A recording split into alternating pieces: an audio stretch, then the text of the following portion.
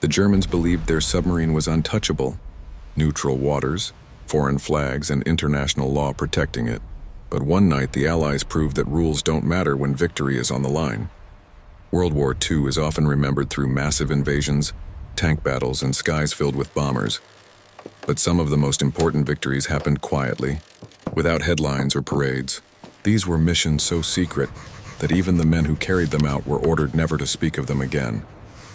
One such mission unfolded not on a battlefield but in a neutral African harbor, where German confidence, international law, and Allied audacity collided in a single night. This was not a battle meant to be fought. It was a theft, planned with surgical precision. By 1941, Nazi Germany's U-boat campaign was strangling Allied supply lines across the Atlantic. British ships carrying food, fuel, and troops were being hunted relentlessly.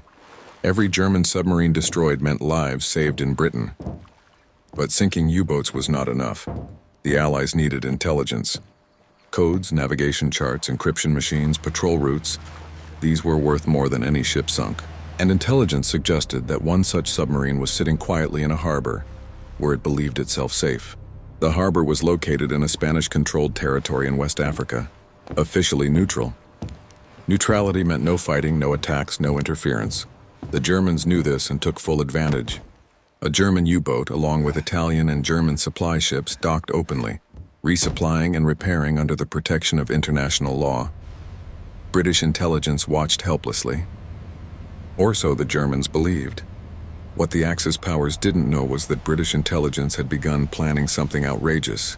Not an airstrike, not a naval engagement, but a covert night raid that would violate neutrality, embarrass the enemy, and capture vital intelligence, all before dawn. The operation was so risky that if discovered, it could trigger international outrage and possibly draw neutral countries into the war against Britain. The mission planners understood the stakes. If it failed, Britain would deny it ever happened. If it succeeded, it would never officially exist. A small team of British commandos was selected, men trained not just to fight but to disappear. They studied maps of the harbor, tide schedules, guard rotations, and ship layouts. Every minute of the operation was rehearsed. The plan was brutally simple: sail into the harbor at night, silently board enemy ships, overpower the crews, and tow the vessels away before anyone realized what was happening. No gunfire, no explosions. Speed and silence were the only weapons. On the night of the operation, the commandos approached under total radio silence. The sea was calm. The harbor lights reflected peacefully on the water, and enemy ships rested like sleeping giants. German sailors were relaxed, confident that neutrality protected them better than any weapon. That confidence would cost them everything. The boarding teams moved first. Using grappling hooks and ladders, they climbed onto the decks without raising alarms. Guards were neutralized quietly. Within minutes, entire crews were restrained. The operation unfolded with terrifying efficiency. Not chaos, but control. Engines were secured, lines cut, and towing cables attached. One German officer reportedly asked a British commando in disbelief, "Is this a joke?" It wasn't. As the ships began moving, confusion erupted across the harbor. Lights flicked on. Shouts echoed. But by the time authorities understood what was happening, the captured vessels were already beyond reach. The commandos vanished into the darkness, leaving behind stunned neutral officials and humiliated Axis commanders. The prize was enormous. Documents recovered from the captured ships revealed submarine patrol routes, supply schedules, and operational weaknesses. This intelligence directly contributed to Allied successes against the U-boat threat in the Atlantic. Convoys adjusted routes, ambushes were planned, lives were saved. Officially, Britain denied everything. Diplomats spoke of misunderstandings. Neutral governments protested, but quietly. No one wanted to admit they had allowed enemy warships to operate freely under their watch.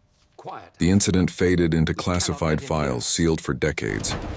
For the men who carried out the mission, there were no medals handed out publicly, no newspaper headlines. Their reward was knowing they had changed the war in a way no battlefield charge ever could. They proved that war is not just about firepower. It is about daring, deception, and knowing when to break the rules. Years later, when records were declassified, historians realized just how close the operation had come to disaster. A single alarm, A single gunshot or a delayed tide could have turned it into an international catastrophe. Instead, it became one of the most successful covert raids of the war. Operation Postmaster and missions like it remind us that World War II was won not only by armies and fleets, but by men willing to step into enemy territory, under enemy noses, and rewrite the rules of warfare in silence. This was not a battle meant to be remembered. That's exactly why it mattered.